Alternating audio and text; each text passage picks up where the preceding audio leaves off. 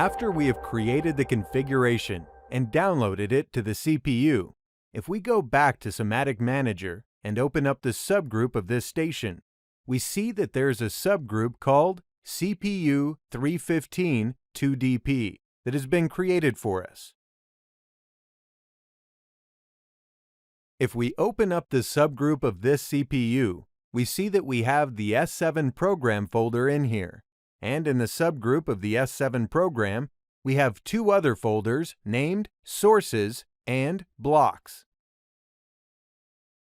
We have not had these subgroups and folders in here before. However, after compiling the configuration, they were created for us here.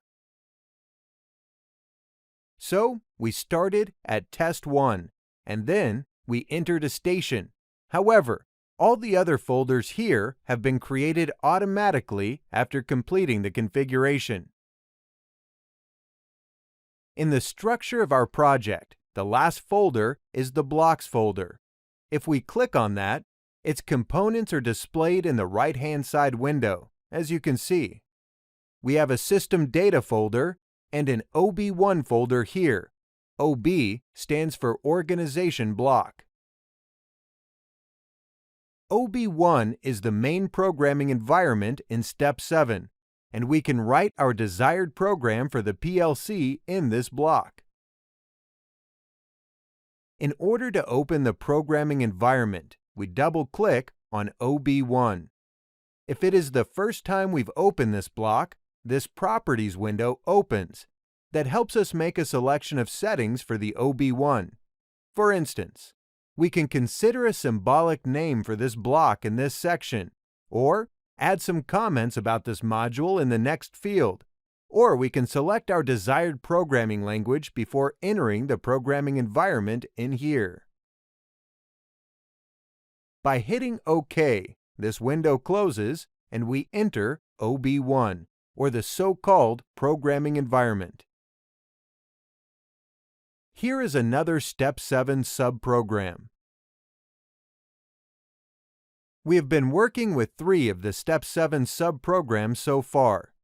The first one was hardware, in which we created the configuration. After that, we activated the PLC simulator and downloaded the configuration to it. And now, we've entered the programming environment in order to write our program.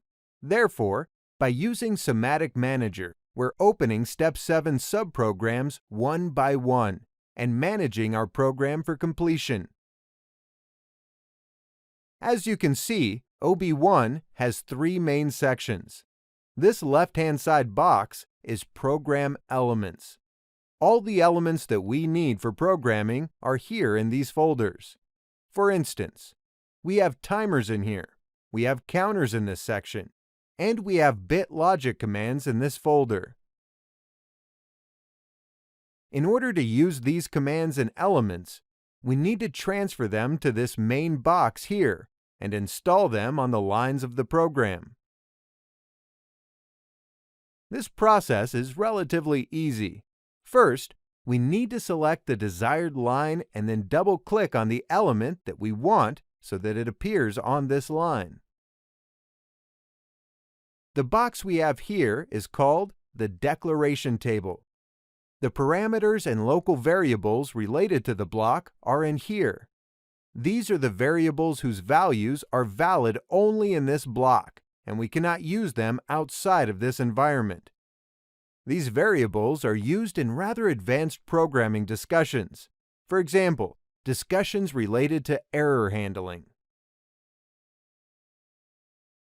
In this section, we have the menus, each of which has different options.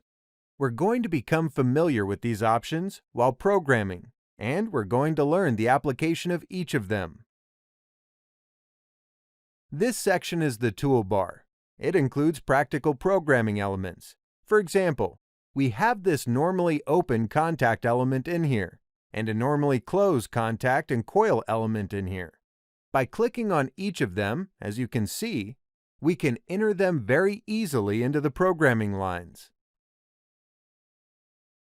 So far, we have entered a few elements in here. However, as you can see, each of these elements has a few question marks in red.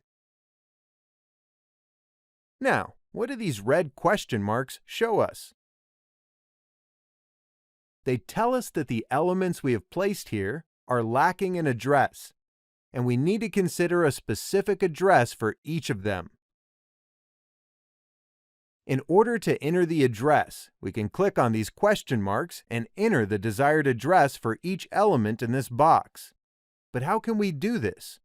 What format are we supposed to use for the addressing?